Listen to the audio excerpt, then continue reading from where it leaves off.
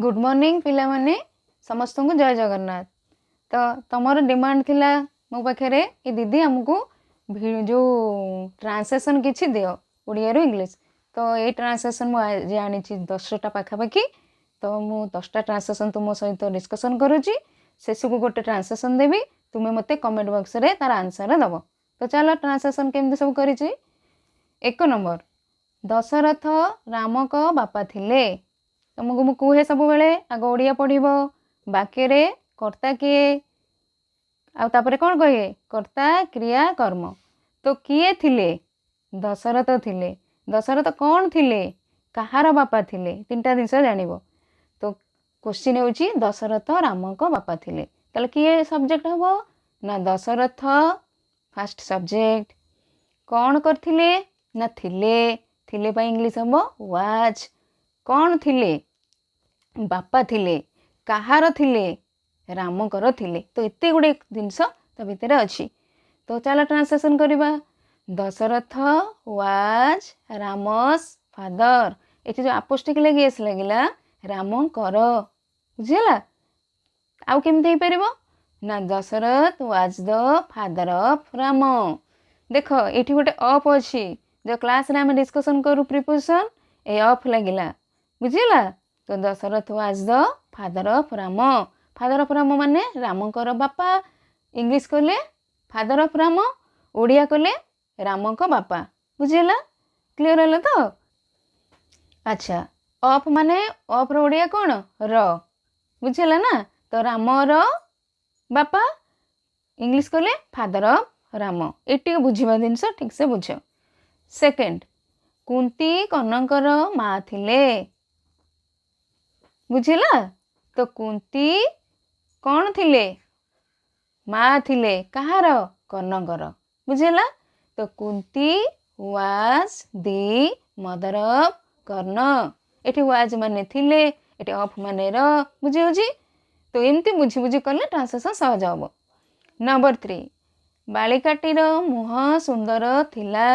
ताले क्वेश्चन कर कहार मुह सुंदर थिला ना बालिकाटीर मुह सुंदर थिला।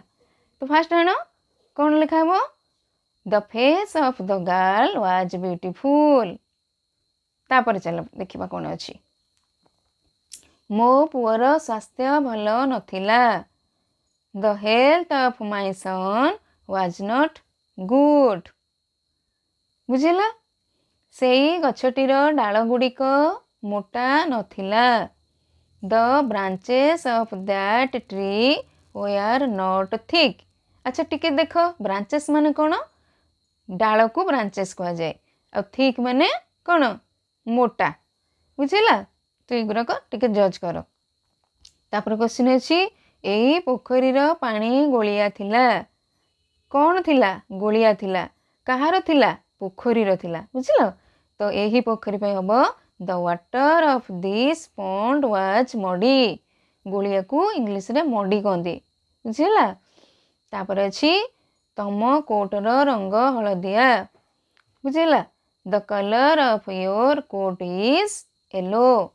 हलदिया को इंग्लिश रे येलो कहंदी। तापर अछि आम राज्यर नाम Odisha. The name of our state is Odisha. तापर अछि तुम पई काम कहिथिली वीडियो प्रथम रो जे तुमको शेष रे गोटे क्वेश्चन देबी। तुम कमेंट रे आंसर दबो। तो से क्वेश्चन टी लेख। तुम पई काम रे आनिछि कौरव माने पांडव मानकर शत्रु थिले। किए थिले कौरव माने कौन थिले शत्रु थिले कहार थिले पांडव मानकर थिले। तो एमती तार आंसर टा ठीक करबो। ऊपर वाक्य पूरा भले के पढ़िबो। तापर ए वाक्यटा करिकिरी मते कमेंट रे दबो। बुझिला।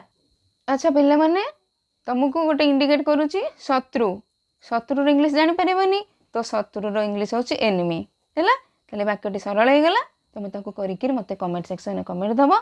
देखिबा तुम केमिति बुझिकिरी करूचो। मु अपेक्षा करली तुम कमेंट को। तो तुम कमेंट रे मते आंसर दबो। आज भाई वीडियोटी एठी रखिबा। जदि वीडियोटी भल लागिला ताहले वीडियो को लाइक करिवो। आगो को आसुतबा वीडियो देखिबा पई चैनल को सब्सक्राइब करिवो। आ ये सांग मानक सहित ये वीडियोटी को शेयर करिवो। आ कमेंट बॉक्स रे कमेंट दबो। आज भाई वीडियोटी एतिकी।